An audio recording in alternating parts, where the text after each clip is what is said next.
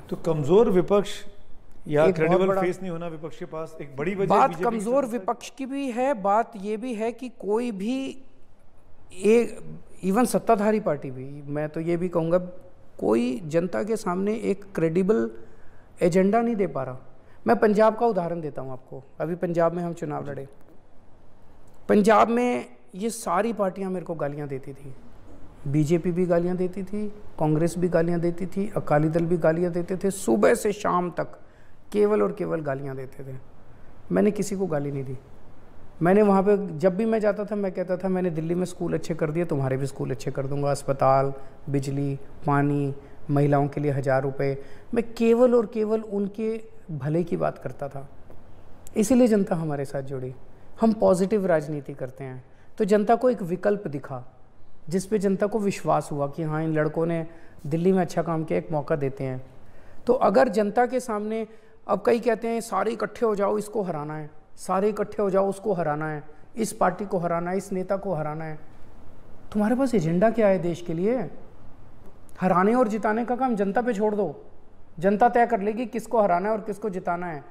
देश को कैसे आगे बढ़ाना है, किसी के पास है एजेंडा? कोई बात कर रहा है एजेंडा की? देश की कोई बात कर रहा है कि भ्रष्टाचार कैसे दूर करना है?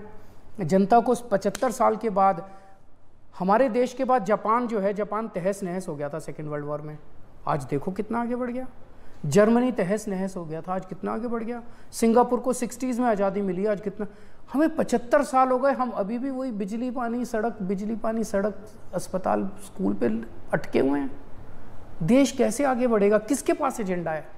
75 साल खराब कर दिया, बहुत टाइम नहीं है खराब करने का। अब हम इम्पेशेंट है, जनता इम्पेशेंट हो रही है। आपके पास सबसे बड़ा एजेंडा क्या है देश में? मुझे लगता है कि सबसे बेहद जरूरी है शिक्षा और स्वास्थ्य, सबसे जरूरी।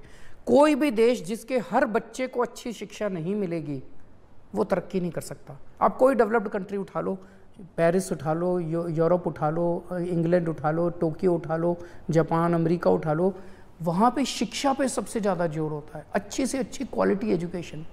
मेरी ज़िंदगी का सबसे मेन मकसद ये है कि सारे बच्चों को अच्छी शिक्षा मिले, सबको अच्छा इलाज मिले।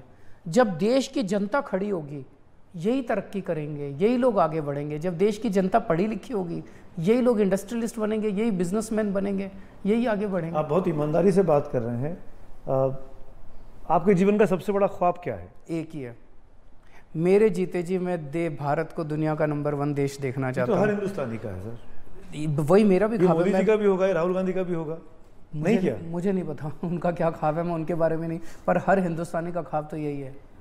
और ये हो सकता है, ये मैं कन्विंस्ड हूँ। और कन्विंस्ड हूँ 5 साल दिल्ली चलाने के बाद। इसके पहले मैं NGO में काम करता था।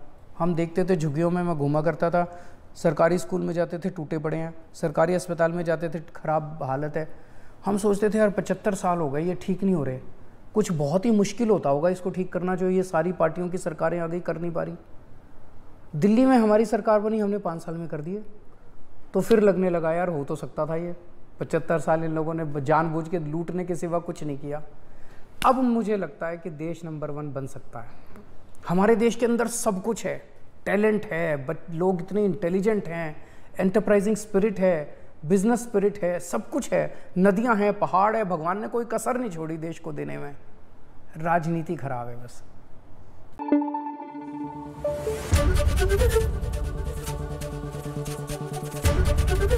ABP न्यूज़ आपको रखे आगे।